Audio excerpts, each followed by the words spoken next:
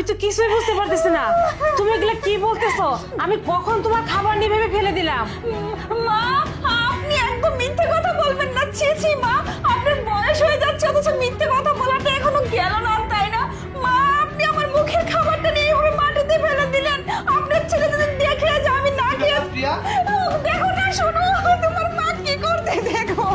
আমার মুখের খাবার কেড়ে নিয়ে ফেলে দিচ্ছে, বলে তোকে খেতে দিব না, আর তুই আমার ছেলের সব খাবার খেয়ে ধ্বংস করে দিচ্ছিস।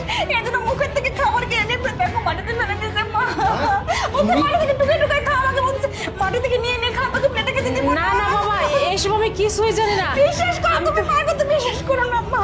শুধু দেখো, আমি না খেয়ে আছি, আমি না খেয়ে থেকে মিথ্যে কথা বলবো? আমাকে বলছে কুকুর বিড়ালের মতো খা খা, এইভাবে খেতে দিচ্ছে। খাবারগুলো তো মাটিতে দেখতে পাচ্ছি, আর প্রিয়া তো ওখানেই বসেছিল। বাবা তুই বিশ্বাস কর, এই খাবার কিভাবে এখানে এসে পড়লো আমি কিছুই জানি না। আমি তো বই পড়তে লাগছিলাম। তুমি এটা করতে পারলে মা? আমি তোমাকে কতটা বিশ্বাস করি, তোমাকে কতটা ভালোবাসি, তোমাকে আমি আমার সম্মানের সর্বোচ্চ জায়গায় রাখছি, আর তুমি কিনা আমার বউয়ের সাথে এরকম করো। দেখো দেখো, ও তুমি একটা কোন পরের মাটি মেয়ে, ভালোবাসো দেখো। ওই বাড়িতে আসছে, ওকে যদি আমরা ঠিকমতো খেতে না দিই, ঠিকমতো আদর যত্ন না করি, তাহলে কি ওই বাড়িতে থাকতে পারবে?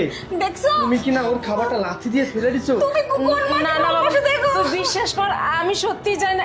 বিশ্বাস করবো? যেটা নিজের চোখে দেখছি সেটাকে তুমি বিশ্বাস করতে বলতেছো? আমি তো নিজের চোখে দেখলামই যে খাবারটা মাটিতে পড়ে আছে, আর প্রিয়া ওখানে বসে বসে কান্না করতেছে আর বলতেছে মা আপনি কিভাবে লাথি মেরে ফেলে দিলেন খাবারটা, আর তুমি আমাকে বিশ্বাস করার কথা বলতেছো মা? দেখছো, তুমি মা বলছো আমাকে অস্বীকার, আমাকে অবিশ্বাস করে দেখো তুমি কোন থামো। মাটি ভালোবাসো। আমার কথা শুনো, ওকে যদি তোমার ভালো না লাগে তাহলে ভালোভাবে বলে দাও যে প্রিয়া তোকে আমার ভালো লাগতেছে না, তুই বাড়ি থেকে চলে যা, ওকে আমরা বাড়ি থেকে বের করে দেবো। কিন্তু এইভাবে তো একটা মানুষকে এভাবে অত্যাচার করাটা উচিত না, তাই না? সেও তো একটা মানুষ, তার তো বেঁচে থাকতে ইচ্ছা করে। দেখো বা, এইভাবে যদি চলতে থাকে তাহলে এই বাড়ি থেকে যে কোনো একজনকে চলে যেতে হবে, হয় তোমাকে হয় আমাদের দুজনকে চলে যেতে শোনো, হবে। আমি একটা কথা বলি, তোমার মায়ের বাড়ি তো, তোমার মা এখানে থাক, চলো আমরাই